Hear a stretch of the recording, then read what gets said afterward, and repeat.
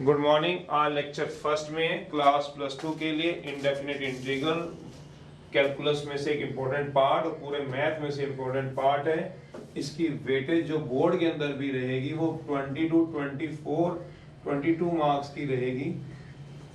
इसके अंदर 3 टॉपिक आएंगे हमारे पास। चैप्टर 9 आएगा, चैप्टर 10 आएगा, एलिमेंट्स के हिसाब से 11, मतलब इंडेफिनिट इंटीग्रल, डेफिनिट इंटीग्रल और डिफरेंशियल इक्वेशंस आएंगी। तो वो चीज आप लोग मिला लो तीनों को, और उसके लिए 9 चैप्टर आना जरूरी है इन दोनों को आने के लिए। ये समझ लो इसकी एप्लीकेशन है। 10 चैप्टर जो है आप ये बोल सकते हो ये इनकी एप्लीकेशन में से। तो इंडेफिनिट इंटीग्रल स्टार्ट करा रहे हैं, देखो जरा। इंडेफिनिट इंटीग्रल, इसका डिफरेंशिएशन से लेना देना सीधे तौर पे ही होता है, समझ लो। ये एक्चुअल में एंटी डेरिवेटिव होते हैं। एंटी डेरिवेटिव का मतलब डिफरेंशिएशन से उल्टे होते हैं। अगर आप डिफरेंशिएशन जिसकी जानते हो तो इंटीग्रेशन उससे रिवर्स में आप जान जाओगे, तो ये चीज इसके अंदर रहती है। चलिए, तो आज हम बात करेंगे इंडेफिनिट इंटीग्रल की अनदर नेम में। इनको हम क्या नाम से हम बुलाते हैं? Another name. इसको बोलते हैं एंटी डेरिवेटिव। तो नाम से पता चलता है भैया डिफरेंशिएशन का उल्टा है। तो जहां हम डिफरेंशिएशन करते हैं किसी की भी x की 1, तो इंटीग्रेशन करेंगे 1 की क्या आ जाएगी x। तो चलते हैं अभी एंटी डेरिवेटिव की तरफ। तो या फिर इनको बोलते हैं प्रीमिटिव।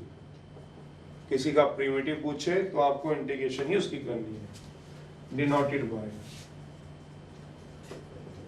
जैसे डिफरेंशिएशन के अंदर हम डी ऑपरेटर यूज करते थे डिफरेंशिएशन के लिए। अगर आप लोग इन बातों से फैमिलियर हो तो डिफरेंशिएशन तो आप पढ़ते रहते हो, तो डी बाई डी एक्स करते हो। तो डी ऑपरेटर होता है। ऑपरेटर का मतलब होता है जो ऑपरेट करता है पूरे डिफरेंशिएशन को। आपने डिफरेंशिएशन इतनी बड़ी की 7th और 8th चैप्टर में, ऐसा कोई क्वेश्चन नहीं होगा जब आप डिफरेंशिएट कर रहे हो और ये ऑपरेटर ना लग रहा हो।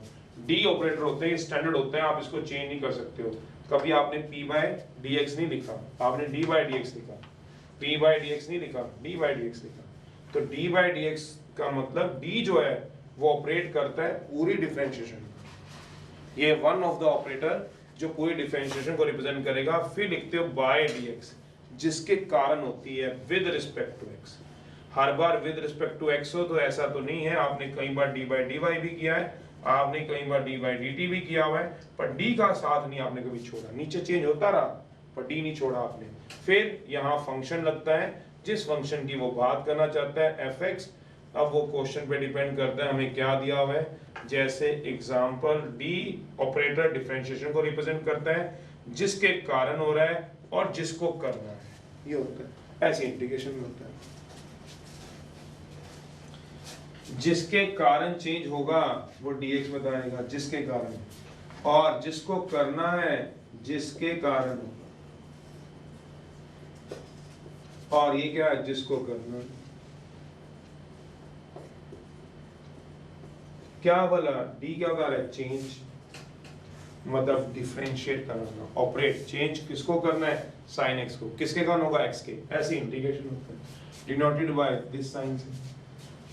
इस साइन का भी जैसे d है तो d तो आप अल्फाबेटली सुनते हो, ये अल्फाबेटली थोड़ी ना होता है। इस साइन को क्या बोलते हैं? Elongated S. इस साइन का नाम होता है, इसको क्या बोलेंगे?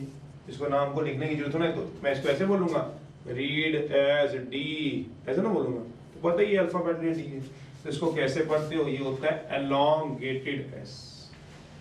मतलब आप सोचे क्या साइन है? जैसे s को खींचा हुआ है, s को रबड़ की तरफ खींच दो, तो एलोंगेटेड एस बोलते हैं इसको। फिर ये क्या रिप्रेजेंट करता है? इंटीग्रेशन को। d किसको रिप्रेजेंट करता है? डिफरेंशिएशन को, एलोंगेटेड एस। और ये क्या है? ऑपरेटर है, ऑपरेटर। मतलब ये इंटीग्रेशन को ऑपरेट करेगा। जब तक ये साइन चलेगा तो आपको इंटीग्रेशन करना है, जब तक d चलेगा आपको डिफरेंशिएशन करना है। ये मतलब है। मतलब कोई भी आपको ऐसे दे दे साइन x, तो आप उसकी इंटीग्रेशन करके आ जाओ cos x, ऐसा नहीं है। जब तक ये साइन ही आपको दिखेगा, तो वो मतलब है, ये एलोंगेटेड एस है, ये ऑपरेटर है। ये पूरी इंटीग्रेशन को ऑपरेट करना है, चलाने वाला ये है। अब जिसके कारण होगा वो इसमें नीचे लगता है dx के कारण, इसमें dx ऊपर लगता है, जिसके कारण इंटीग्रेट होगा। ये क्या है, पढ़ते इसको एलोंगेटेड ऐसे हैं। ये ऑपरेटर काम करता है, ऑपरेटर किसका, इंटीग्रेशन का। और dx क्या होगा, जिसके कारण होगा, विद रिस्पेक्ट टू, जैसे जिसके कारण dx with respect to x। पर कोई ना कोई तो चेंज, जैसे इसमें किसी ना किसी फंक्शन को चेंज करते हो, इसमें भी तो किसी ना किसी फंक्शन को इंटीग्रेट करोगे, वो फंक्शन कहाँ आएगा, यहाँ पे fx। तो इसका मतलब क्या हुआ, जिसके कारण हुआ वो तो ये हुआ। अब ये क्या होता था, चेंज करता है, और इंटीग्रेट क्या करता है, इकट्ठा करता है। तो इसका मतलब इसको क्या है, जिसको हमें करना है, क्या बोला, चेंज नहीं, इकट्ठा। ये क्या करता है, इसको इकट्ठा करता है। वो चेंज करता है चीजों को, चेंज डिफरेंशिएट करता है, बांट देता है। पर ये क्या करते हैं, वो सबको इकट्ठा करते हैं, उससे उल्टा, बांटने का काम उसका, इकट्ठा करने का काम इसका। तो हम ये लेते हैं, जैसे एग्जांपल है, इंटीग्रेशन ऑफ फंक्शन आ गया sin x dx, integration of e power t dt etcetera. तो ये मतलब है इसका ज्योमेट्रिकल मीनिंग। ज्योमेट्रिकली ये क्या होता है, जियोमेट्रिकल मीनिंग।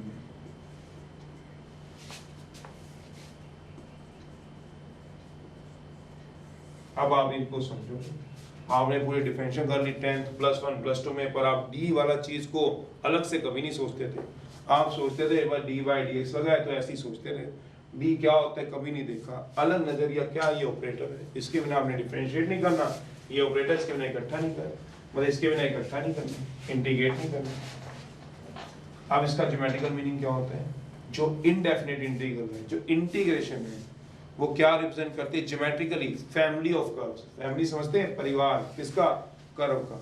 तो एक से ज्यादा कर्व्स को रिप्रेजेंट करती है। तो इंटीग्रेशन क्या रिप्रेजेंट करती है, फैमिली ऑफ कर्व्स। इसको तरफ कर दो, उसकी तो जरूरत नहीं है, ये तो सब कुछ पता ही है। चलो इधर डिफरेंशिएशन, तो थोड़ा बेसिक इकट्ठा करने में टाइम हमें लगता है, पर बेसिक के बिना सीधा थोड़ा रिजल्ट कराने शुरू कर देंगे। इंटीग्रेशन क्या रिप्रेजेंट करती है, इसीलिए मैंने आपसे 1-2 दिन मांगे हैं। इंटीग्रेशन में मिनिमम से मिनिमम 2 से 3 दिन हाथ बिठाने में चाहिए। चौथे लेक्चर में आप बोलना कि नहीं पता चलता, उसमें हम चलाएंगे। अभी तो 2-3 दिन आपको इनको पढ़ना है, जैसे पढ़ा रहे हैं उसको सोचना, उसको समझना है।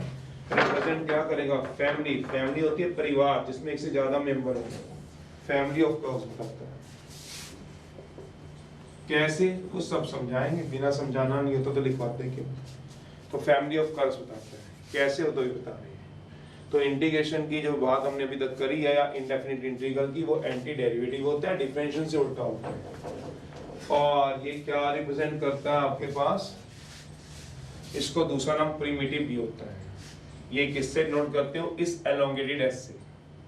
और इसका मतलब होता है इकट्ठा करना। ये ऑपरेटर है, किसके कारण हो रहा है, dx के, किसको करना है, फंक्शन को। ज्योमेट्रिकल मीनिंग, इंटीग्रेशन क्या रिप्रेजेंट करेगा, फैमिली लिखा हुआ है, फैमिली ऑफ कर्व्स है। कैसे वो बता रहा हूँ, आज ही बताऊंगा, इसी लेक्चर में आएगा। चलिए पहला है आपके पास रिजल्ट। रिजल्ट में ही मैं इस ज्योमेट्रिकल मीनिंग का मतलब आपको समझाऊंगा।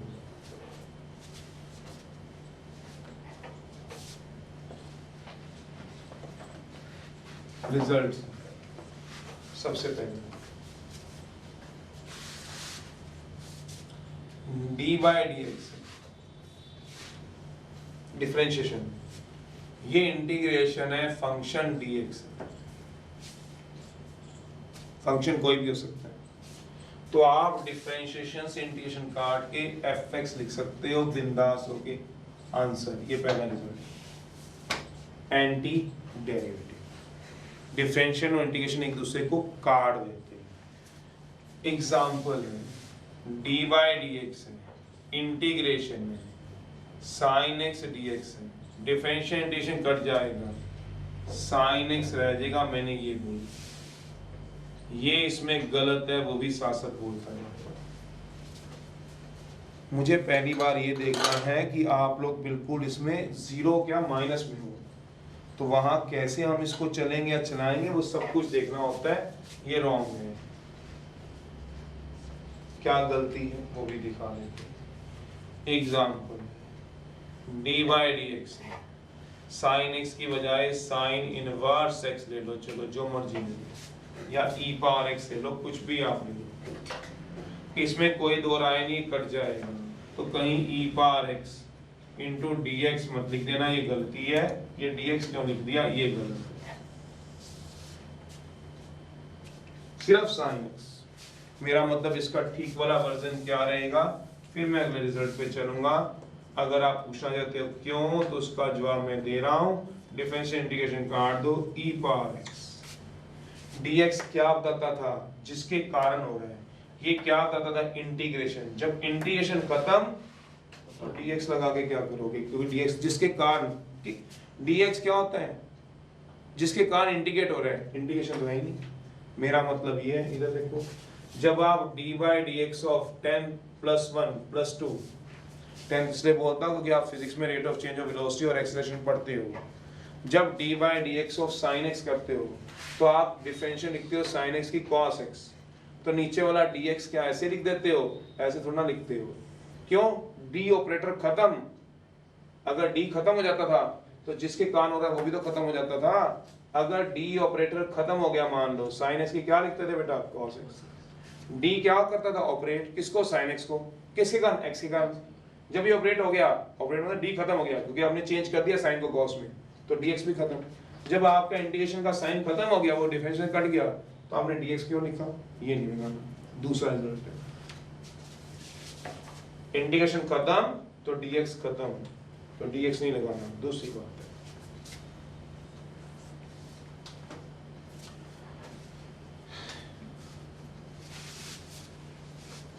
सेकंड,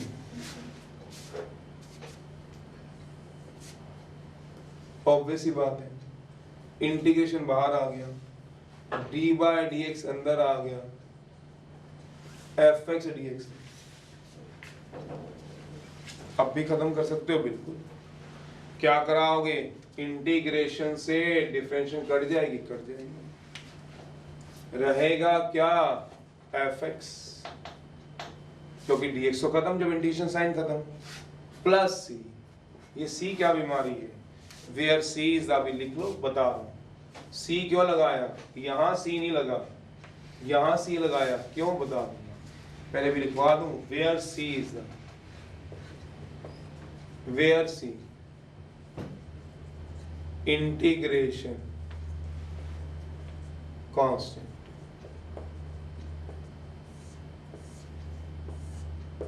सी क्या आता है, इंटीग्रेशन कांस्टेंट। क्या सी लगाना ही जरूरी है, नहीं। के नहीं लगा सकते, लगा सकते, कांस्टेंट ही लगाना है, पी लगा लो। मेरा मतलब क्या, सी एक स्टैंडर्ड है जिसके अलावा हम चेंज नहीं कर सकते, ऐसा नहीं। क्या के लगा सकते हैं, लगा सकते हैं। क्या C1 लगा सकते हैं, बिल्कुल लगा सकते हैं। क्या P लगा सकते हैं, बिल्कुल। क्या स्मॉल m लगा सकते हैं, लगा सकते हैं। तो कोई भी एक कांस्टेंट, क्यों, जिसका जवाब इस रिजल्ट के बाद आएगा। जैसे example, D by d x sine x, integration का साइन खत्म, डी एक्स खत्म, तो क्या रहेगा, साइन एक्स प्लस सी। इधर सी नहीं लगाना, नहीं, इधर लगाना है, हाँ। क्यों, अभी आप नोट करो, बता। दो बातें होगी, ज्योमेट्रिकल मीनिंग नहीं बताया अभी तक, एक सी क्यों आ रहा है ये नहीं बता पा रहे। इसके बाद ये दोनों ही खुल जाएंगे। एग्जांपल है, डी बाई डी एक्स है, e power x d x, differential से इंटीग्रेशन, तो इंटीग्रेशन से डिफरेंशिएशन भी खुलेगा, ई पावर एक्स आ जाएगा, डी एक्स प्लस सी, तो ये गलत है। तो ऐसे तो नहीं ख्याल करना, वो तो आप समझ गए होंगे। जब इंटीग्रेशन खत्म तो सब कुछ खत्म है, जब साइन खत्म सब कुछ का मतलब जिसके कारण हो रहा है वो भी खत्म हो जाएगा। तीसरा रिजल्ट, अब इसमें दोनों बातें आ जाएंगी, पहले क्यों सी लगता है, फिर वो वाला ज्योमेट्रिकल मीनिंग होगा। तीसरा है, थर्ड,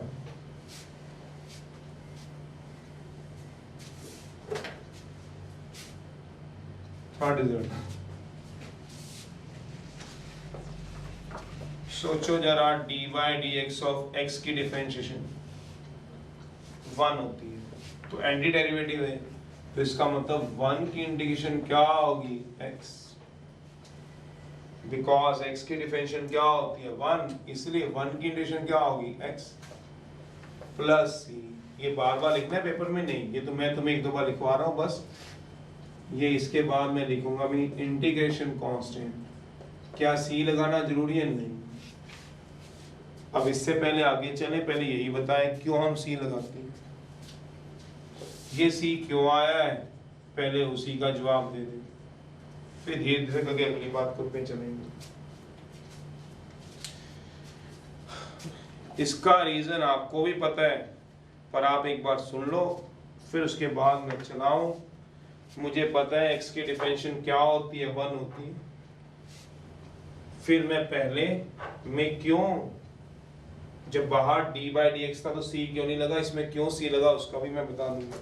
अभी थोड़ी देर पहले कौन सा किया था, पहला रिजल्ट क्या dy dx of fx dx, cut के क्या आ गया था fx, पर उसमें c नहीं लगाया था, अगर आपको याद हो पहले रिजल्ट में दूसरे में, वो भी रीजन साथ सकता है।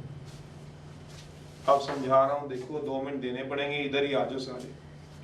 मैंने बोला 1 की इंटीग्रेशन x क्यों है, क्योंकि x की डिफरेंशिएशन क्या होती है 1, सोचो dy dx ऑफ x 1, इसलिए 1 की इंटीग्रेशन क्या होगी x। अब मेरा जो c क्यों लगता है पहले उसका जवाब सुन लो। मैंने कहा मुझे आप बताओ dy dx ऑफ x की क्या होती है 1, आप बोलोगे 1। मैंने आपसे पूछा dy dx of x plus 1 की बता दो क्या होगी, 1 ही हुई, सोचो 1 प्लस 0 1 ही हुआ।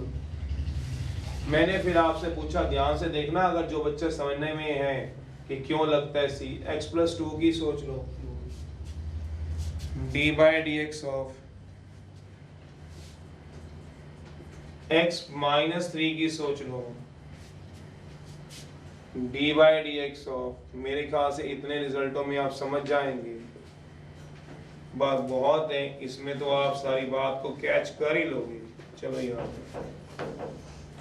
अब इधर आ, अब मेरे को पता है x की डिफरेंशिएशन 1 होती है, तो इसका मतलब मैं इसको इंटीग्रेट करता हूँ दोनों तरफ विद रिस्पेक्ट टू x। आराम से देखना है आपको, कोई जल्दी में नहीं समझा रहा हूँ। dy dx of x integration करूंगा विद रिस्पेक्ट टू x, इसको भी विद टू x, इसको भी विद टू x। क्यों? इंटीग्रेशन का साइन डालूंगा विद टू x भी तो डालूंगा, इंटीग्रेशन का साइन डालूंगा विद टू x भी तो डालूंगा, ये कट जाएगा, क्या आ जाएगा x। शायद धीरे धीरे आप समझें, अभी सुनिए जरा अभी फिलहाल, फिर इसको इंटीग्रेट करा दो विद रिस्पेक्ट टू x, तो क्या आ जाएगा dy dx of 1 into dx, ये कट जाएगा, तो क्या रह गया x plus 1 equal to 1 dx। अभी चलिए मेरे साथ, फिर मैं इंटीग्रेट करा रहा हूँ विद टू x से विद रिस्पेक्ट टू x से, जैसे ही चलाऊंगा तो dy dx of x plus 2 1 into dx, ये भी कट जाएगा, तो क्या आ जाएगा x प्लस 2। शायद आप समझना दिमाग में डलने शुरू हो गए क्यों हम लगा रहे थे सी। फिर इसको भी कराऊंगा इंटीग्रेट, बहुत है इतने example, dy dx of x minus 3। अब मेरी एक बात का आप जवाब दे दो, फिर मैं आपकी बात का जवाब दे दूंगा कि मैंने c क्यों लगा दिया या बुक वाले ने c क्यों लगाया हो। तो ऑब्वियस ही बात है, जब भी मैं इसको इंटीग्रेट कराऊंगा तो मेरे को वो चीज़ मिलती रहेगी जो इसके लिए मैं जा रहा हूँ। ये लीजिए dy dx ऑफ, बस बहुत है इतने एग्जांपल, 1 इंटू dx। चलिए अब मैं आपकी बात करता हूँ, छोड़ो बस इतने बहुत है। एंटी डेरिवेटिव होता है, ये तो हमारी समझ कहती है, जो डेफिनेशन भी बोलती है, जो इसका दूसरा नाम कह रहा है। मैं आपसे पूछूं x की डिफरेंशिएशन 1 होती है, ठीक है, मैं आपसे पूछता हूँ x की डिफरेंशिएशन क्या होती है, आप सभी बोल दोगे 1 होती है। अब मेरा क्वेश्चन है, पर क्या सिर्फ x की डिफरेंशिएशन 1 होती है? मैंने एक लाइन बोली x की डिफरेंशिएशन क्या होती है, आप लोगों ने हाथ खड़ा किया, आपने बोला 1। फिर मेरा अगला आपसे क्वेश्चन था क्या सिर्फ x की ही डिफरेंशिएशन 1 होती है? नहीं, अगर आप x को डिफरेंशिएट करोगे 1 मिलेगा, बट सिर्फ x की डिफरेंशिएशन 1 तो नहीं हुई। x प्लस 1 की भी क्या होती है, x प्लस 2 की भी क्या होती है 1, ऐसी x माइनस 3 की, x प्लस 4 की, मतलब x प्लस किसी भी कांस्टेंट की डिफरेंशिएशन क्या होगी, सोचो, वो कांस्टेंट चाहे कुछ भी रहे। मेरा मतलब D by d x of x plus constant की डिफरेंशिएशन क्या होगी, आप बता दो, 1 होगी। अब आप इसको इंटीग्रेट कराओ विद रिस्पेक्ट टू x से, तो जैसे ही मैंने इंटीग्रेशन कराया x plus constant equal to 1 dx है, ये कट जाएगा, इक्वल टू 1 dx है। मैं दोबारा आ रहा हूं अपने क्वेश्चन पे, और आपको जवाब नहीं मिलेगा तो आप बोल दीजिए। मैंने बोला x की डिफरेंशिएशन, आप सभी ने हाथ खड़े करके बोल दिया 1 होती है। फिर मेरा एक क्वेश्चन था आपसे कि क्या सिर्फ x की डिफरेंशिएशन 1 होती है, आपने बोला नहीं सर, x के अलावा भी डिफरेंशिएशन होती है, x प्लस 1 की भी 1 होती है, x प्लस 2 की 1 होती है। अब सोचो, अगर मैं x की डिफरेंशिएशन 1 होती है तो 1 की इंटीग्रेशन क्या लिख दूं, x लिख देता हूं। चलो, x की डिफरेंशिएशन क्या होगी 1 की इंटीग्रेशन क्या लिख दी मैंने, x लिख दी। पर फिर मेरा दूसरा क्वेश्चन आता है, क्या सिर्फ x की डिफरेंशिएशन 1 होती है? नहीं, अगर मैं यहाँ पे 1 की इंटीग्रेशन x लिख दूं तो इसका मतलब क्या हुआ कि सिर्फ एंटी डेरिवेटिव कह रहा हूं, सिर्फ x ऐसा फंक्शन है जिसको डिफरेंशिएट करोगे 1 मिलेगा, सोच लो। पर ऐसा तो नहीं है, दुनिया में कुछ और फंक्शन भी हैं जिसको आप डिफरेंशिएट करो क्या मिलेगा 1। तो इसका मतलब क्या हुआ, अगर मैं इसका x लिख देता हूं, अगर आप मेरी बात तक पहुंच सको, अगर मैं x लिख दूं, इसका मतलब हुआ सिर्फ x है जिसकी डिफरेंशिएशन 1 है, क्योंकि 1 की इंटीग्रेशन आपने x लिखी हुई है। सिर्फ x की डिफरेंशिएशन 1 होगी तभी तो 1 की इंटीग्रेशन x होगी, पर सिर्फ x की डिफरेंशिएशन 1 नहीं होती, इसके अलावा भी तो होती है।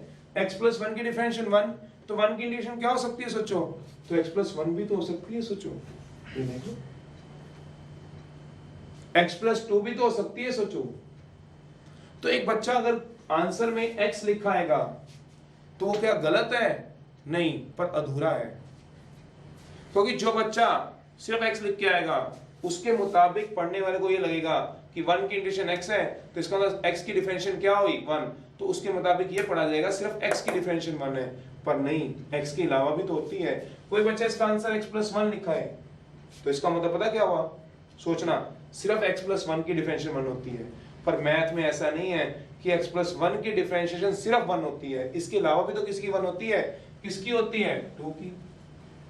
अब 2 लिख दूंगा तो कहेगा 1 क्यों नहीं लिख रहा भाई, वो कहेगा 1 भी हो सकता है, तो कहेगा 1 लिख, फिर कहेगा 2 लिख, फिर कहेगा 3 लिख, फिर तो क्या लिखेंगे बोलो, कि अगर x की डिफरेंशिएशन 1 है तो 1 की इंटीग्रेशन अगर x लिख दूंगा तो इसका मतलब सिर्फ ये आएगा, अगर आप सुन लो, उसको लिखने की जरूरत नहीं है, कि सिर्फ x ऐसा एक फंक्शन है जिसकी डिफरेंशिएशन 1 होती है, जो गलत है। x के अलावा भी तो कई फंक्शन है, 1, 2, 1/2, -3, तो इसका मतलब क्या होगा, x प्लस कोई भी कांस्टेंट ले लो। अब कांस्टेंट कौन सा लेना है, चाहे k लो, चाहे c लो, चाहे p लो। अब क्या हो गया, अब इसके अंदर सब कुछ आ गया, सोचो, कांस्टेंट ले लो। अब कांस्टेंट क्या ले लिया मैंने, c ले लिया। अब इसके अंदर सब कुछ आ गया, c में भी 0 कांस्टेंट है, c किससे बिलोंग कर रहा है बताओ, किसी भी रियल नंबर से। c क्या 0 हो सकता है, हो सकता है। अगर c जिस केस में 0 हुआ तो ये बन गया, सोचो। पर c हर बार 0 होगा नहीं, c में भी जब 1 होगा c तो क्या आ गया, ये वाला आ गया। अब हमने पर्टिकुलर तो आंसर नहीं लिखा, फिर c में भी 2 भी हो सकता है, सोचो, ये आ जाएगा। अब मैं अपनी बात को लास्ट में करके कंपाइल कर देता, क्या कि मैं कह रहा हूं 1 की इंटीग्रेशन x होती है, क्यों, क्योंकि x की डिफरेंशिएशन 1 होती है। पर फिर मेरा एक क्वेश्चन है, सिर्फ x की डिफरेंशिएशन क्या 1 होती है, नहीं, x के अलावा भी ऐसे कुछ फंक्शन है जिनकी डिफरेंशिएशन क्या होगी 1। उसके अलावा कौन से बनेंगे, x plus 0, x plus 1, x plus 2, x plus 3, 3 लिखूंगा तो 4 नाराज हो जाएगा, 4 लिखूंगा तो 5 नाराज हो जाएगा, 5 लिखूंगा तो 1/2 नाराज हो जाएगा। तो नाराज किसी को क्यों करना है, क्या लगा दो। अब c के अंदर क्या आ गई, 0 भी आ गया, 1 भी आ गया, 2 भी आ गया, 1/2 भी आ गया, -2 भी आ गया, 3/2 भी आ गया, आइटा छोड़ के सी किससे बिलोंग कराओगे?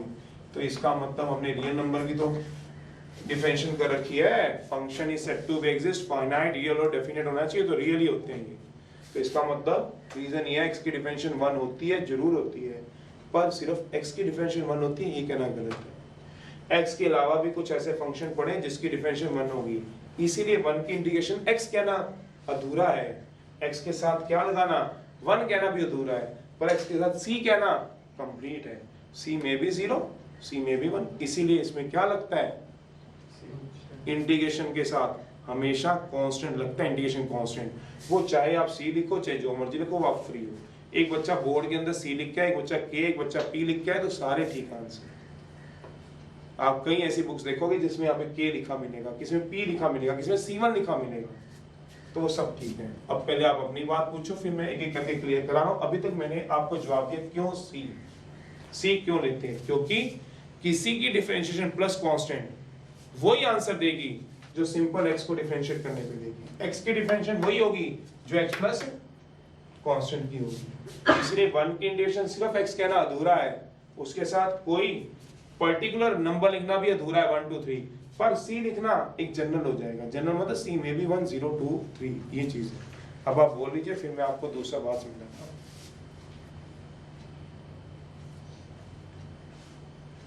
समझेंगे c क्यों लगा रहे हो? ये तो सिर्फ अपने दिमाग में रखना है, कोई पूछता है तो कह देना अगर मैं x लिखता हूं तो उसकी डिफरेंशिएशन ऐसा लगता है कि x की ही सिर्फ डिफरेंशिएशन 1 है, पर मैथ में बहुत सारे ऐसे फंक्शन है इनफाइनाइट जिसमें उसकी डिफरेंशिएशन करो तो 1 मिलती है। जैसे कुछ एग्जांपल मैंने दिए हैं, आप दे सकते हो, इसलिए हम सर या मैडम c लगा देते हैं, क्योंकि c में भी 0 में भी 1 में भी 2 और में भी। अब मुझे सिर्फ इसको पढ़ दो, फर्स्ट वाले को, एक रीजन मैंने समझा दिया क्यों c, या पढ़ना जरा सिर्फ पढ़ लो, आप पढ़ लोगे तो आपका जवाब मिल जाएगा। पढ़ना क्या लिखा है, dy dx integration function dx, तो डिफरेंशियल से हमने इंटीग्रेशन काटा, fx लिखा था पहला रिजल्ट। ये पढ़ना integration dy dx fx dx, तो इसको क्या कर रहे हो, पढ़ना फर्स्ट वाले को क्या कर रहे हो, डिफरेंशिएट, dy dx मतलब डिफरेंशिएट कर रहे हो किसको, इसको। तो जब डिफरेंशिएशन करते थे आप 7th चैप्टर में, क्या c लगाते थे क्या? तो मैं c क्यों लगाऊंगा, बताओ c क्यों लगाऊंगा? इसमें क्या कर रहे हो, डिफरेंशिएट कर रहे हो, इंटीग्रेट कर रहे हो, सोचो इंटीग्रेट कर रहे हो इस फंक्शन को, जब इंटीग्रेट करूंगा तो क्या लगाऊंगा, c लगाऊंगा। तो इसलिए दूसरे वाले रिजल्ट में c लिखा था, पहले वाले में नहीं लिखा था, ये वो दूसरा रीजन है। अब ज्योमेट्रिकल मीनिंग समझाना रह गया बस मेरा। 3 बातें जो मैंने पेंडिंग छोड़ी थी, उसमें से एक बात, सबसे पहली बात जो मैंने समझाई वो कौन सी समझाई थी कि हम c क्यों लगा देते हैं, वाई वी अप्लाई c इसलिए लगाते हैं क्योंकि सिर्फ x की डिफरेंशिएशन 1 नहीं होती, x के अलावा भी कई फंक्शन है जिसकी डिफरेंशिएशन 1 होती है, इसीलिए हमें जब इंटीग्रेट करना है तो x प्लस कांस्टेंट लगाना है। जब हम इस फंक्शन को कर रहे हैं इंटीग्रेट तो c लगाएंगे, ये फंक्शन क्या हो रहा है डिफरेंशिएट, तो c नहीं लगाएंगे, ये दूसरा रीजन है। अब तीसरा क्या कराऊंगा, फैमिली ऑफ कर्व्स करना है, नोट बताओ करो, मैं ज्योमेट्रिकल मीनिंग समझाऊं।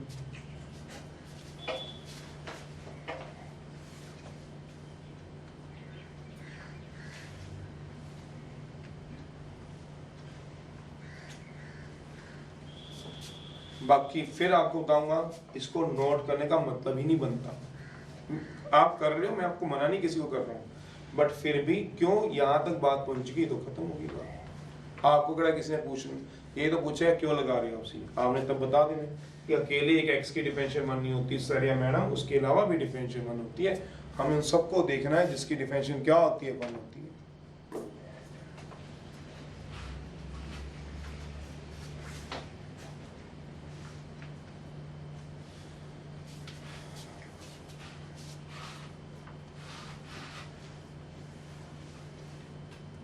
चलिए अब इसका ज्योमेट्रिकल मीनिंग भी समझा दूं।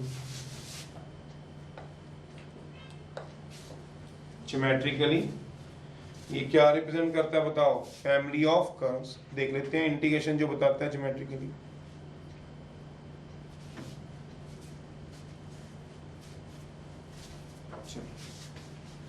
तो अभी जो मैंने बात करी उसमें मैंने आपको बता दिया कि हम c क्यों लगाते हैं, और ये क्योंकि फंक्शन क्या हो रहा है, डिफरेंशिएट हो रहा है, c का मतलब नहीं बनता, c नहीं लगाना, क्योंकि ये फंक्शन क्या हो रहा है, इंडिकेट हो रहा है, तो सी लगाना बनता है, इसलिए लगाया। चलिए ज्योमेट्रिकल मीनिंग समझा दें पहले, फिर रिजल्ट आगे कंटिन्यू कर लेंगे।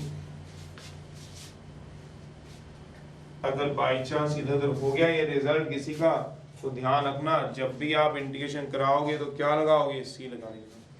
कंपल्सरी है, बिल्कुल कंपल्सरी।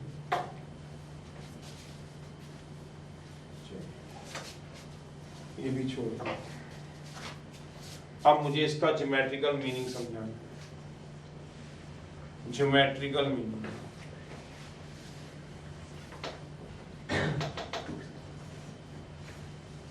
क्या बताता है ज्योमेट्रिकली?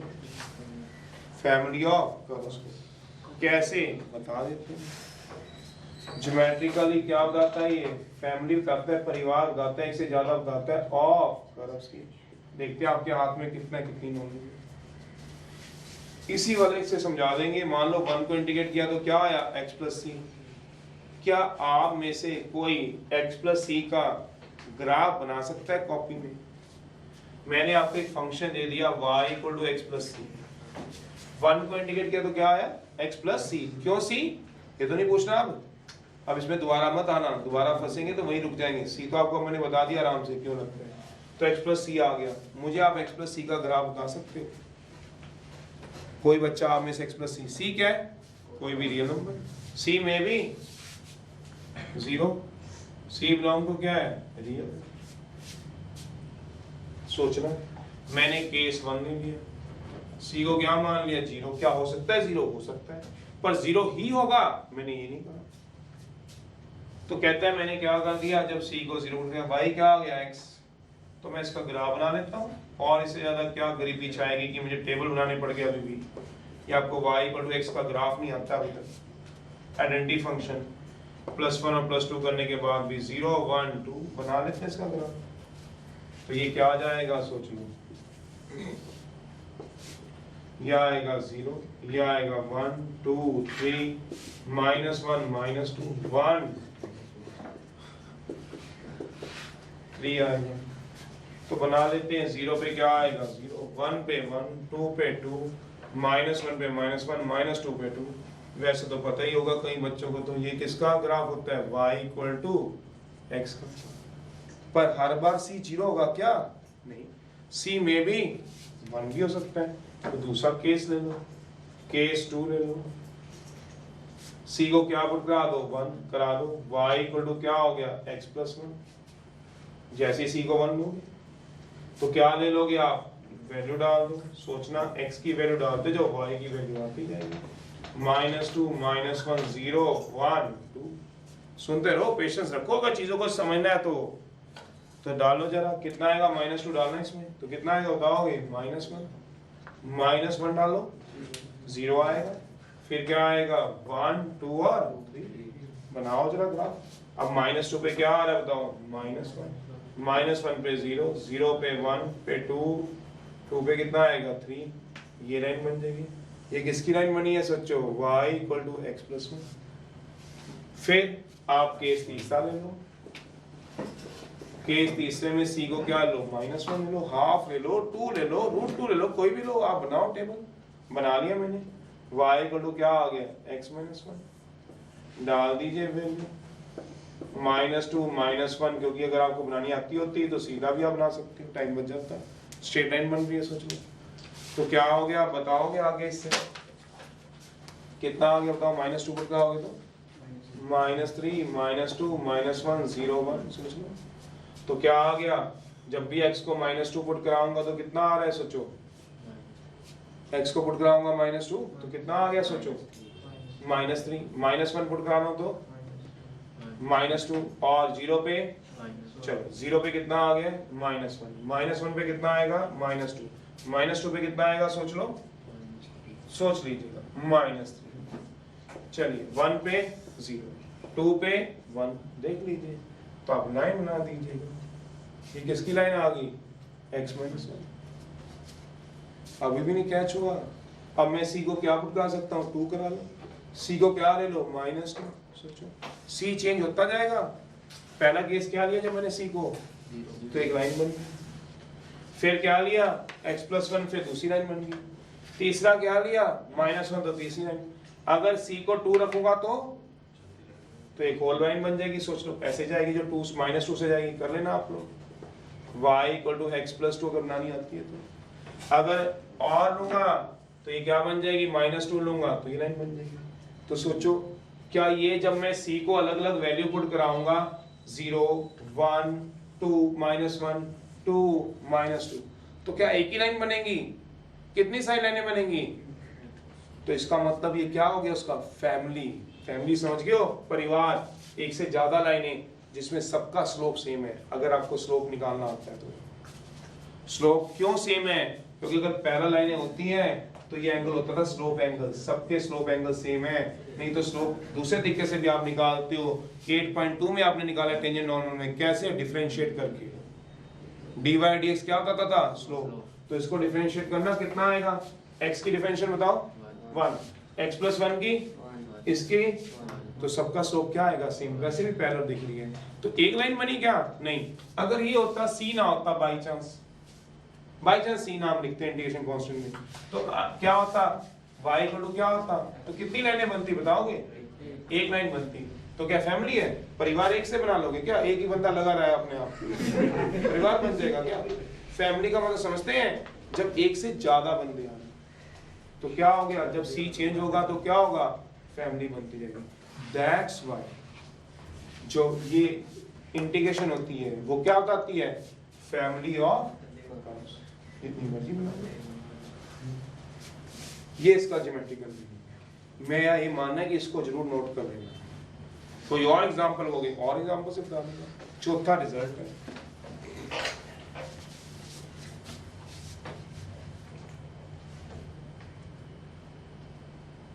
जब आप ये नोट कर लोगे एक आधा इसी में और एग्जांपल ठोक देता हूं, फिर चौथा रिजल्ट पे आ जाऊंगा। बस फिर शुरू हो जाएगा हमारा काम।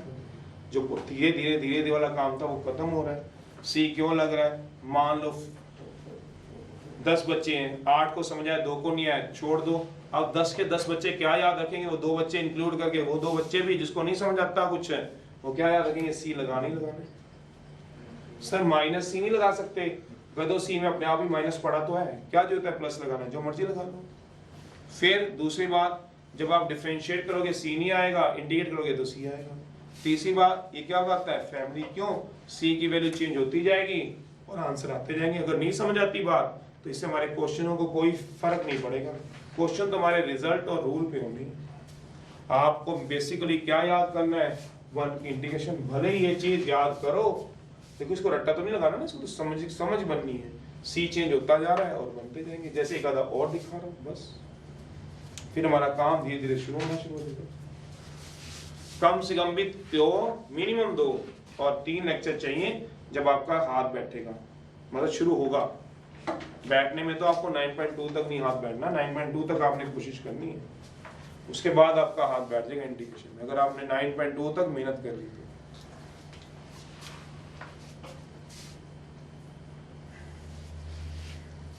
एक और एग्जांपल देके समझा रहा हूं। सी को चेंज करा, ये और लाइनें बनेंगी। एक और एग्जांपल देखो जब तक आप इसको कर रहे हो।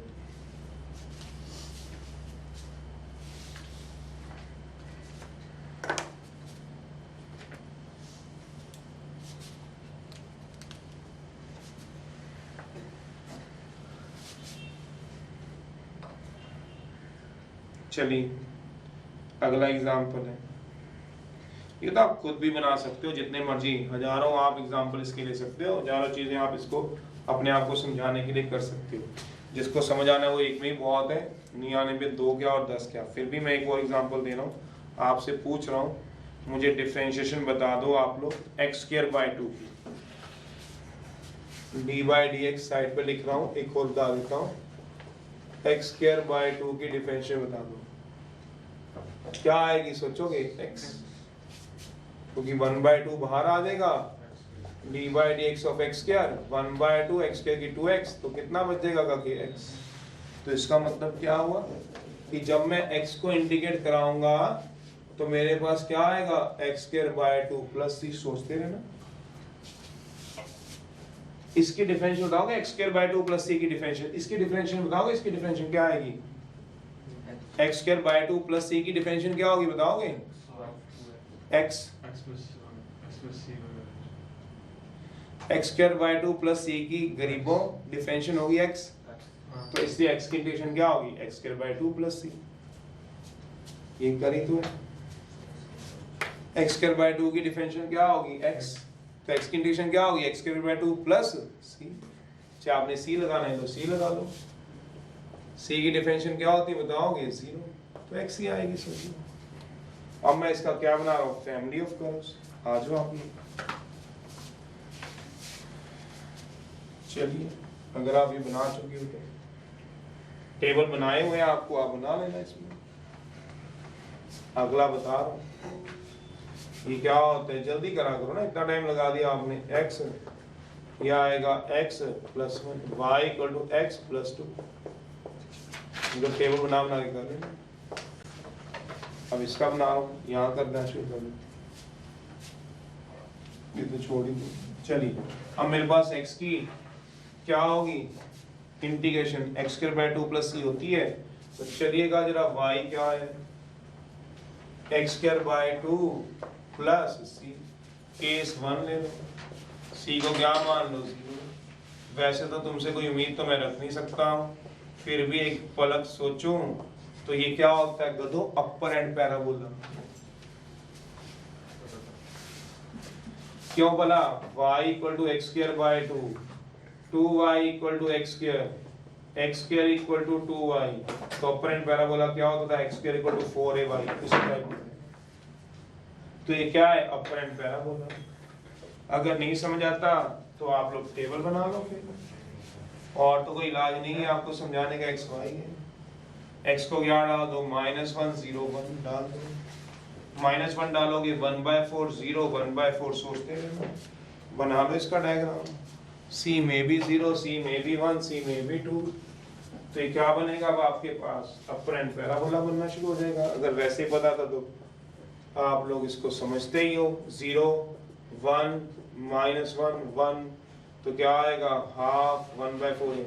-1 पे क्या आएगा? 1/4। 0 पे 0, 1 पे 1/4। सोचो तो कितना बन जाएगा? सोचोगे -1 पे 1/4, इस पे भी आएगा तो ये क्या बन जाएगा? सोचो अपर एंड पैराबोला बन जाएगा। सोच लो -2 डालना है तो -2 पे कितना आएगा बताओगे? x और y। -2 पे बोलो।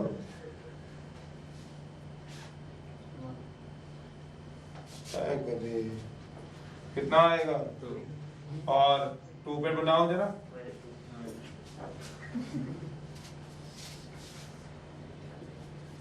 -2 पे कितना दे रहा है? 2। और 2 पे कितना देगा बताओगे? चलिए अब ये एक तरफ बन गई। अब मैं क्या कराऊंगा? xc को 1 पुट करा दूंगा। दूसरे केस में क्या आएगा? केस 2, c को कितना पुट करा दूंगा? 1। तो बताओ कितना हो गया? y equal to x square by 2 plus c. अब बना लीजिए, 3 वैल्यू बहुत है समझाने के लिए। -1 0 1। अब -1 कराओ, c को कितना रख लोगे बताओगे? 1। कितना आएगा बताओगे? 5/4 लिख लूं जब -1 कराऊंगा तो।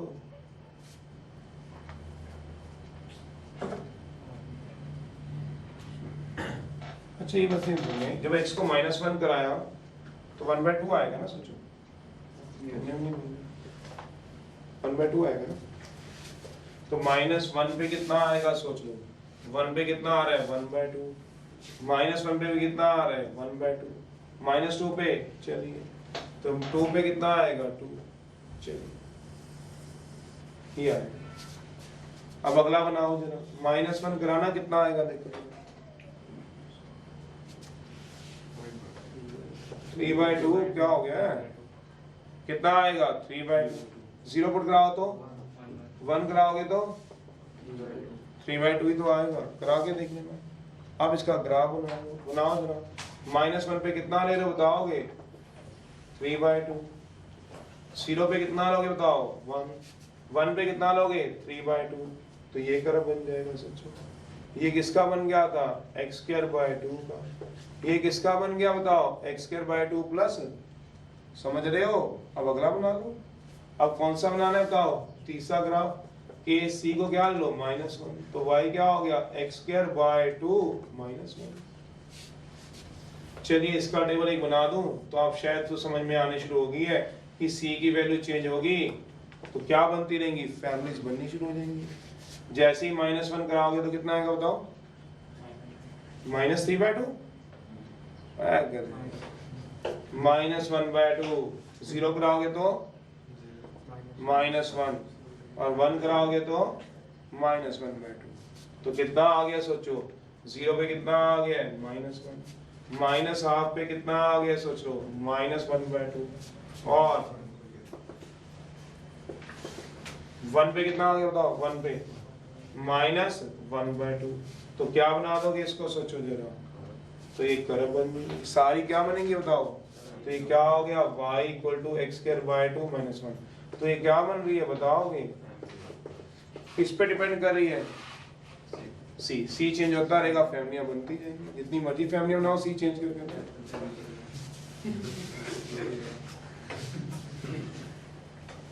बस यही बातें समझ सकते हो।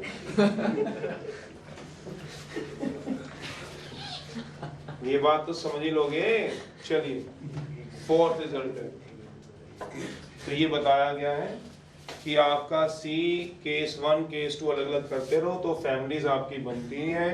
तो this is called family of curves. 4th result. अब चले जरा रिजल्ट पे। 4th किसी भी कांस्टेंट की इंटीग्रेशन। अभी फिलहाल 1 की कराई थी थोड़ी देर पहले। 1 की क्या कराई थी इंटीग्रेशन? x plus c। अब x1 के अलावा कोई कांस्टेंट है, ठीक है? समझ आ गई बात? तो इसीलिए इसकी ज्योमेट्रिकल मीनिंग क्या होता है? Family of curves. ये इकट्ठा करता है। फैमिली का मतलब इकट्ठा, अलग अलग थोड़ा रह रहा है। इसलिए इंटीग्रेशन मतलब इकट्ठा करना होता है देसी भाषा में। ये फैमिली बनाते हैं तो इकट्ठा करता है। जितनी मर्जी फैमिली बनाते रहो, सी चेंज करो, फैमिली बना लो। चलो 4th है किसी भी कांस्टेंट की इंटीग्रेशन।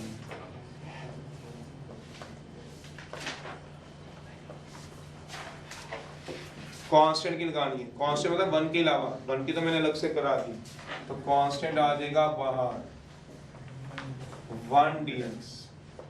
तो ये आ जाएगा कांस्टेंट x प्लस c। जैसे एग्जाम्पल है 2 × dx है, 2 बार 2 × x प्लस c। एग्जाम्पल है 1/3 dx है, 1/3 बाहर 1/3 x प्लस c। अब इसमें पंगा, एक बच्चा क्वेश्चन पूछ सकता है। अब बच्चे के मन में क्या आता है उसको तो नहीं रोक सकते, उसके तो मन में पता नहीं क्या क्या आता है, तो समझाना तो है ही जो चीज़ हमारे लायक है। तो अब मैंने क्या कह रहा है कि कहता है सर 2 की आपने इंटीग्रेशन करी और मैंने भी करी। कहता है आपने करी है 2 की इंटीग्रेशन, 2 को बाहर ले गए और 1 dx है। ये बच्चा कर रहा है। तो 2 की इंटीग्रेशन क्या कर दी है? 2 बाहर 1 आ गया। 1 की क्या कर दी है? x plus c। सोचना। पर कहते हैं मैंने तो ऐसे लिखा, 2 था इंटीग्रेशन में, ठीक है, मैंने 2 बाहर ले लिया, 1 dx आ गया। तो ये क्या आ गया? 2। 1 की इंटीग्रेशन क्या होती है सर? आप 2 बाहर ले गए हो, सबके बाहर है, तो 1 की इंटीग्रेशन करें, 1 की क्या होगी सोचो? x plus c। अभी तो आपने बताया 1 की x प्लस c। तो ये 2 बाहर नहीं होना चाहिए था, ये 2 आपने ऐसे लिख दिया। कोई बात नहीं, आ जाओ आप अंदर मल्टीप्लाई कर दो। उससे पहले मैं आपको बात एक कह दूं, मैंने 2 की इंटीग्रेशन की 2 × 1 to x प्लस c। फिर आपने की 2 1 dx। आपने बोला सर 1 की तो मैं x प्लस c याद है, हमने ऐसे कर दी। तो क्या ये गलत है और ये ठीक है कि क्या चीज़ है? ये पहली बात तो दोनों ही ठीक है, जैसे मर्जी लिख लो। क्यों वो मैं अभी बता रहा हूँ। मेरा मतलब पेपर में चाहे ऐसे लिख लो चाहे ऐसे लिख लो, दोनों ही ठीक है, दोनों ही ठीक है। क्यों? आ जाओ।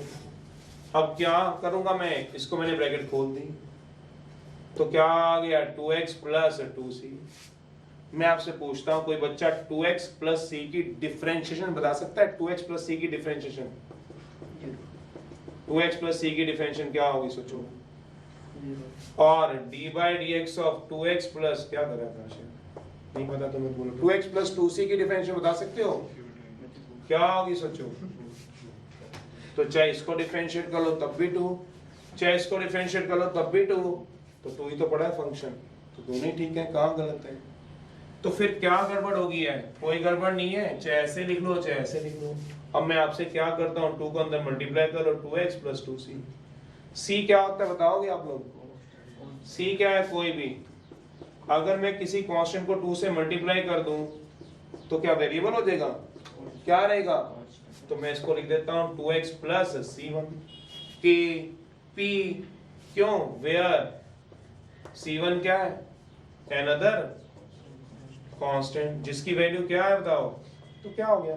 अब मेरा आपका आंसर ये आया, मेरा आंसर ये आया, तो अलग कहाँ है? सेम है। तो अगर आपका दिल नहीं मानता तो आप ऐसे लिख लेना पेपर में। हम क्या लिख देते हैं, हमें पता है। आपने लिखा है 2x प्लस c, तो मैं ब्रैकेट खोलूंगा तो 2x प्लस 2c आपने लिखा, मैं 2c को अनदर कांस्टेंट मानूंगा। अब आप बोल दो सर आपने c माना था, हमारा तो c1 आ रहा है। आप दिमाग से सोचो, constant 2x plus constant 2x plus, और ज्यादा जवाब चाहिए तो एंटी डेरिवेटिव है हर क्वेश्चन का जवाब। इसको डिफरेंशिएट करो तब भी यही बन रहा है, देख लो, और इसको डिफरेंशिएट कराओ तब भी यही, इसको कराओ तब भी यही। तो दोनों सेम है, आपको अलग लगते हैं इसलिए मैंने दिखाया है। तो जैसे मर्जी लिख लेना, हम तो c लिखते हैं, आप 2c लिख लेना। इसमें क्या लिख लेना 1/3c, हमें कोई चक्कर नहीं। फिफ्थ है, समझ रहे हो? कंफ्यूज नहीं होना। कल को करो तो सर हमने ऐसे लिख दिया है, कोई बात नहीं, आपका मन ऐसे मानता है ऐसे करना, ऐसे करता तो ऐसे। फिफ्थ है,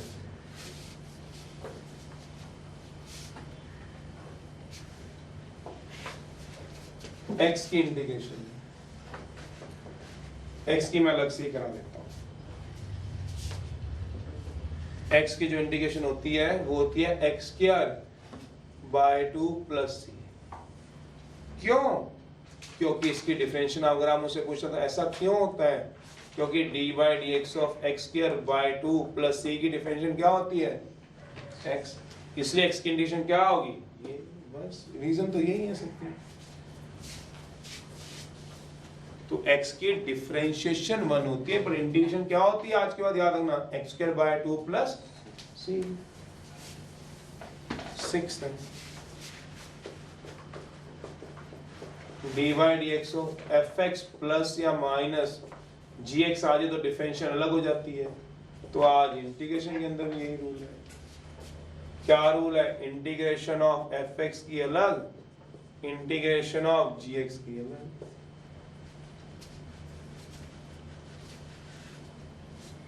जैसे एग्जाम्पल 2 + x dx आ गई, हम इसको कैसे कर सकते हैं? 2 की इंटीग्रेशन अलग, x की अलग।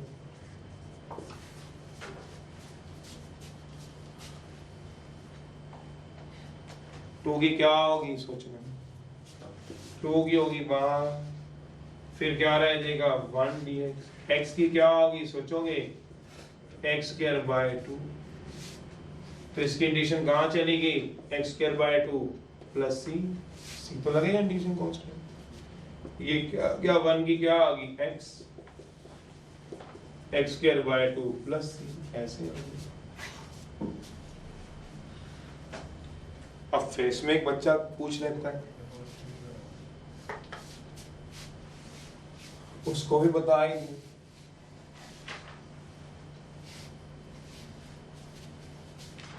टू की इंटीग्रेशन रद्द कर दी, x की अलग, माइनस होगा तो माइनस, प्लस होगा तो प्लस। 2 बाहर आ गया, क्यों? कांस्टेंट बाहर आ गया जब इसका x की, तो इसकी इंटीग्रेशन के बाद क्या लग गया? कांस्टेंट। इसका आ गया सर कांस्टेंट।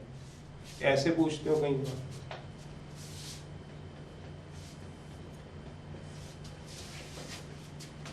ये सब ठीक है, एक आगे बताओ क्या मतलब है। इधर देखो, इंटीग्रेशन आ गया, क्या आ गया? x + 2 है,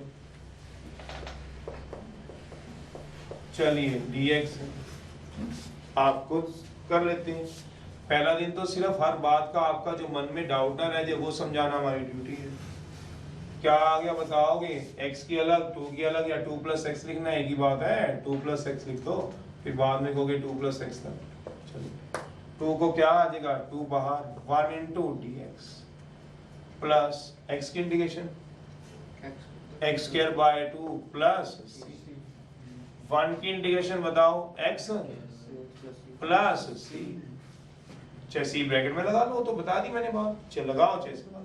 क्या हो गया बताओगे? x² / 2 प्लस c। अब बताओ इसको कैसे लिख सकता हूँ? 2 × x plus x² / 2 plus 2c को क्या कह दूंगा बताओगे? प्लस c1 क्या होगा? Another constant. नहीं समझ रहे हो? इसका भी c लगाना था सर, लगाया नहीं, मैं लगा दिया c। इसका भी c लगाना था, लगा दिया। c + c क्या हो गए? पर शायद एक बच्चा आप में से ऐसा भी हो, वो कहे सर ऐसे करो। आपने करा 2 + x dx, चलिए 2 को अलग, सुनते रहिए भी, तो 2 को अलग x को अलग। क्या ठीक है सर? बिल्कुल ठीक है सर। हम पेपर में इतना छोड़ा है, ठीक है, बिल्कुल ठीक है।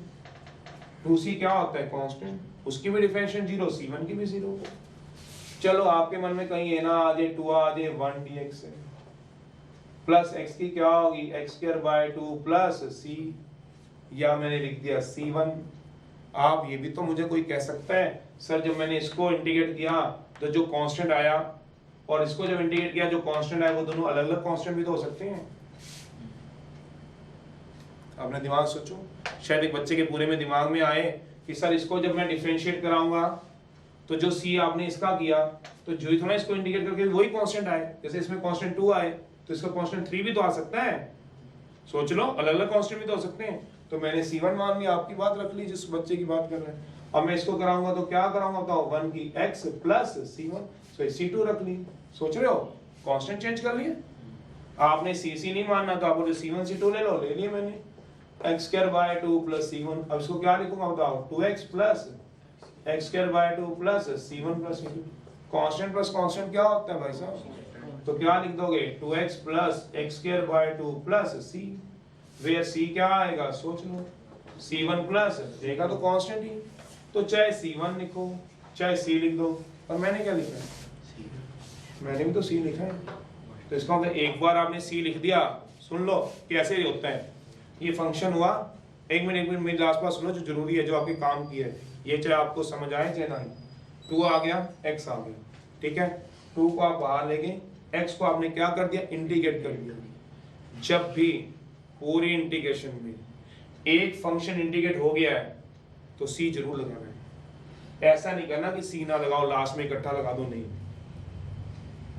अगर दो अलग अलग फंक्शन है जिसमें से एक तो इंटीग्रेट हो गया पहले और एक क्या होगा बाद में, तो आप सोचो चलो बाद वाले के साथ मैं c लगा दूंगा, नहीं, ये नहीं करना, ये गलत है, ये गलत है। ये गलत नहीं है कि आप इसके साथ c1 लेते हो इसके साथ c2, ये गलत नहीं है, ये तो ठीक है। आप इसके साथ c और c लेते हो, ये गलत नहीं है। पर ये गलत है कि आपने एक को इंटीग्रेट कर दिया और c नहीं लगाया, ये गलत है। तो आपको पहले वाला इंटीग्रेट हो गया तो इसके साथ क्या लगाना है? c। फिर इसको इंटीग्रेट किया x, तो इसके साथ भी क्या लगेगा? वो इसी के साथ मर्ज हो जाएगा। सोच लो, मर्ज मतलब 2c तो c बन गया, c1 प्लस c2 c बन गया, तो मर्ज हो जाते हैं, ऐसे सोच के। तो पूरी इंटीग्रेशन में हम लोग एक बार ही c लगाते हैं। पर c कब लगाते हैं? जब कोई भी पहला फंक्शन इंटीग्रेट हो जाए तो हम c लगा देंगे पूरे इंटीग्रेशन में। आप देखना जरा, जब स्पीड से चलाएंगे तो। और इसकी इंटीग्रेशन का c, अगर कोई पूछेगा तो मैं कहूँगा इसी में मर्ज हो गया तो इसलिए c लगाया। आप बोलो कैसे मर्ज हो गया? ये दो एग्जांपल पढ़े। चलिए कुछ पूछना तो चलो, 7वां जो मेन रूल है, सबसे पहला रूल है, सबसे पहला रूल होल पावर रूल। 7 सबसे पहला रूल होल पावर रूल, सबसे मेन।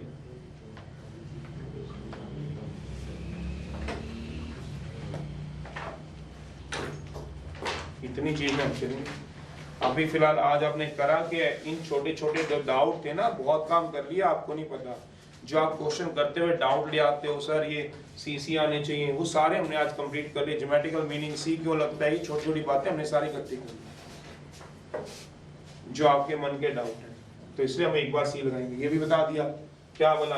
अगर ये लगा दूं प्लस सी, ये गलत है, मतलब इसमें गलती क्या है मैं बताता हूँ आपको, गलत वाला पोर्शन नोट करना है कर लेना, ये गलत है, बाकी वो तो ठीक है उसमें कोई गलती नहीं है। गलत क्या है वो भी बता देता हूँ, ये गलत है इसमें, ये भी ठीक है।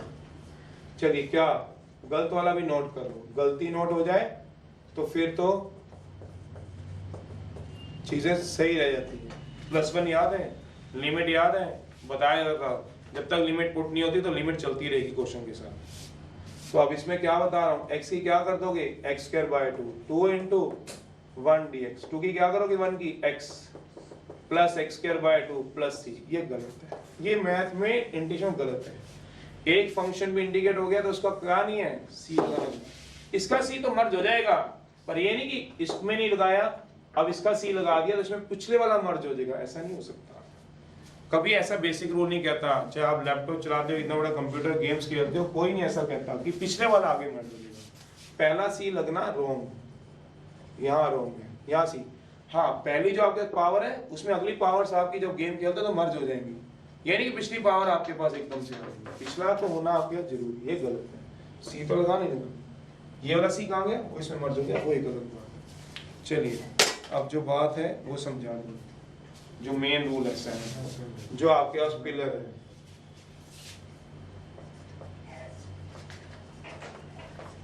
ये रिजल्ट 7th है पर रूल फर्स्ट है, होल पावर रूल। अगर आप में से किसी को याद हो डिफरेंशिएशन जो थी वो का बहुत क्या लगभग सारी होल पावर रूल पे बेस्ड थी। पहले पावर आगे आती थी, फिर एक पावर कम, फिर d/dx ऑफ बीच वाले का, याद करो। तो इसमें क्या होल पावर रूल होता है वो बता देता हूं, तो एक रूल जरूर देखते जाओ इस लेक्चर में। Whole power rule 7th, whole power differentiation का होल पावर रूल क्या होता था वो पहले थोड़ा सा आधे मिनट लगा के रिवाइज करा दूं, तो सी को लेके कंफ्यूज नहीं होना। हाँ बट ये हमारी ड्यूटी है कि एक भी इंडिकेट हो गया तो सी जरूर लगा दो, आगे लगाओ ना लगाओ वो आप देखो। d/dx ऑफ फंक्शन की पावर n, ये होल पावर रूल होता था।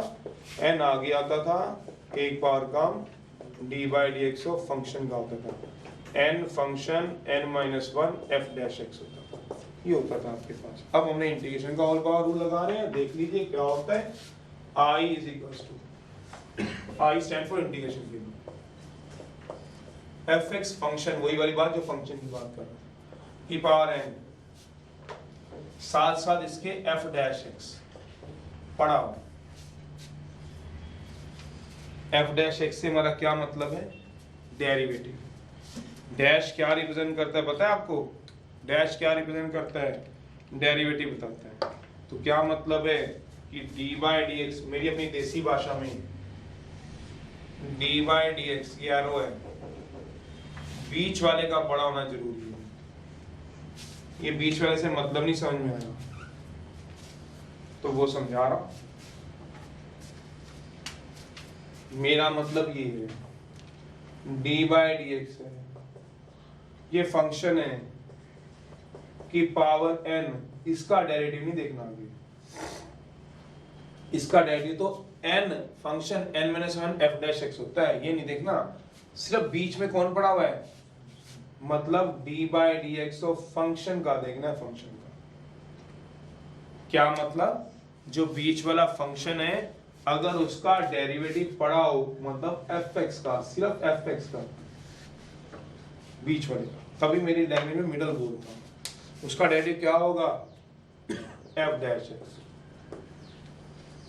जैसे मैं ये यहां भी बोलता हूं, एक पावर आगे एक पावर कम, d/dx बीच वाले का, मैं ये बोलता था जब शुरू से बोलता रहा डिफरेंशियल। इसमें क्या ढूंढते, इसका डेरिवेटिव अगर पढ़ा है तो इसका रूल होता है फंक्शन, डिफरेंशियल क्या करती है, तोड़ती है, बिखेरती है, चेंज करती है, तो एक पावर कम होती है इसमें। इंडिकेट क्या करता है, इकट्ठा करता है, तो इसमें क्या करना है, इसमें एक पावर ऐड, उसी पावर से डिवाइड प्लस, ये मतलब। क्यों ऐसा वो तो मैं रीजन दे दूंगा, पर पहले एक एग्जांपल देने के, क्यों ऐसा हो तो बताना। फंक्शन की पावर है f'(x), तो क्या आएगा, फंक्शन की power n+1 upon n+1 + c, ये इसकी इंटीग्रेशन होती है। 2 मिनट दो, फिर मैं तुम्हें इसका रीजन और ये बता दो एग्जांपल मतलब क्या। पहले एग्जांपल पर ये आपकी ड्यूटी है लिखना बीच वाले का डेरिवेटिव, जैसे integration of sine cube x cos x, तो इसको मैं क्या कह सकता हूं, साइन एक्स की पावर कॉस एक्स। मुझे किसका डेरिवेटिव देखना है, आगे पढ़ा होना चाहिए पहले ही, करने से पहले d by d x of बीच वाले का मतलब साइन एक्स का होल क्यूब, गलत हो। किसका डेरिवेटिव देखूंगा, d by d x of sine, समझ रहे हो, बीच में कौन है इसके, साइन एक्स, क्यूब नहीं, क्यूब तो होल पावर है, होल पावर रूल है। क्या होता है बताओगे साइन एक्स का डेरिवेटिव, तो क्या वो आगे पढ़ा हुआ है, तो क्या कराओगे बताओ जरा, एक पावर ऐड उसी पावर से डिवाइड प्लस सी, खत्म। पर ऐसे नहीं करोगे, ये भी नोट करना है तुम्हें। अगर मेरी बात याद हो +1 की D by d x of x cube, ठीक है, D by d x of x cube गलत है, तो क्या करते थे बताओ, इसकी differentiation D by d x of x cube की बताओगे, 3 आगे एक बार कम, +1 की बात कर रहा हूं ऐसे। फिर मैंने इसकी गलती बताई थी तुम्हारे को, क्या ऐसे नहीं करना, 3 आगे डी बाई डी एक्स पहले मत लगा देना, ये गलती है, ये ऐसे नहीं करना, ऐसे करना। ऐसे इसमें भी गलती बता कि ऐसे नहीं लिखना, ये ठीक है, ये गलत है, ध्यान रखना। D by d x of sine cube x integration of cos x, sine x का whole cube into cos x.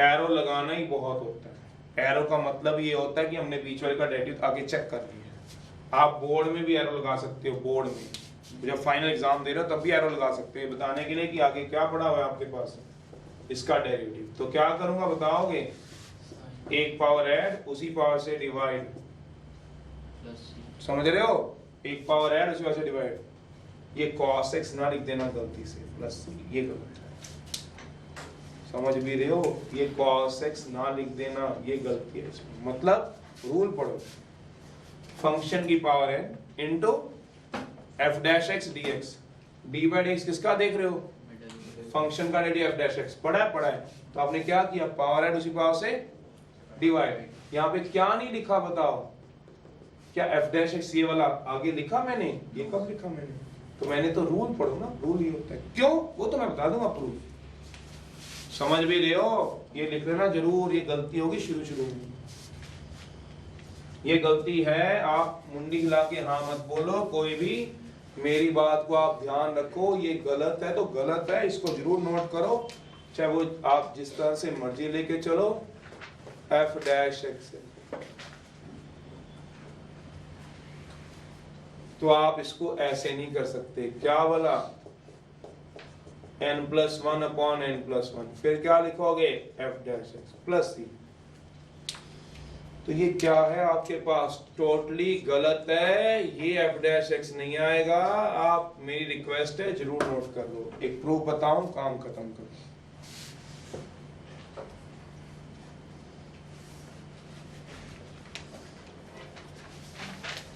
एक प्रूफ बताऊं, भी देख लो, डी बाई डी एक्स, इसको डिफरेंशिएट कराऊंगा, इसको differentiate, d by d x of function की power n+1 upon n+1 plus 1 upon n+1 बाहर आ जाएगा, d by d x of function की power n+1 d by d x of c, whole power आगे अगर आप सोचो तो पावर आगे आएगी, एक पावर कम हो जाएगी, D by d x of function,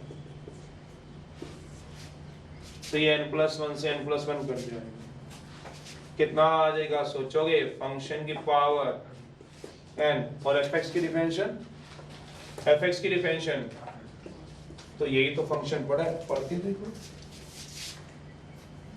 इसकी इंटीग्रेशन अगर ये है तो इसकी डिफरेंशिएशन क्या बनी देख लो आप, अगर इस वाले फंक्शन की डिफरेंशिएट करके ये आ रहा है, इसका अंदर इसको इंटीग्रेट करूंगा तो क्या आएगा, वही तो लिखा हुआ है। तो सीधा सबका एक ही मालिक है, कौन, एंटी डेरिवेटिव। जिसका कोई नहीं प्रूफ, उसका प्रूफ एंटी डेरिवेटिव। आप रिजल्ट को डिफरेंशिएट कराओ, इसीलिए जब भी कंपटीशन में भी आते हैं क्वेश्चन, एमसीक्यू के 4 ऑप्शन भी आते हैं, तो हम क्या करते हैं, उन चारों ऑप्शन को डिफरेंशिएट कर लेते हैं। सोचना मैं क्या बोल रहा हूँ। अगर एक क्वेश्चन के आपके पास एक सिंपल सी बात करूं, अगर x dx है, उसके 4 ऑप्शन आ गए x square plus C, B आ गया x square by 2 minus C, C option है x by 2 plus C, D option है नन ऑफ दीज। तो आप लोग या फिर नन या कोई और भी दिया हुआ है x बाय या x प्लस सी। चलो, तो आपके पास एक तरीका ये भी है इसको सॉल्व करने का। अगर आप इंडिकेशन भूल गए हो किसी की, ये तो मैंने छोटा सा एग्जांपल लिया है, इनको क्या कर लो, डिफरेंशिएट कर लो। x स्क्वायर प्लस c की डिफरेंशिएशन क्या होगी, 2x बना नहीं, ये इसका आंसर नहीं है। इसको डिफरेंशिएट कराओ तो क्या बनेगा, x, ये इसकी है। चारों ऑप्शन को क्या करा लो, डिफरेंशिएट, वो आ जाएगा आंसर। ये भी एक तरीका होता है आंसर चेक करने का इसका। क्यों, क्योंकि इसका लिंक क्या होता है, एंटी डेरिवेटिव। चलिए अब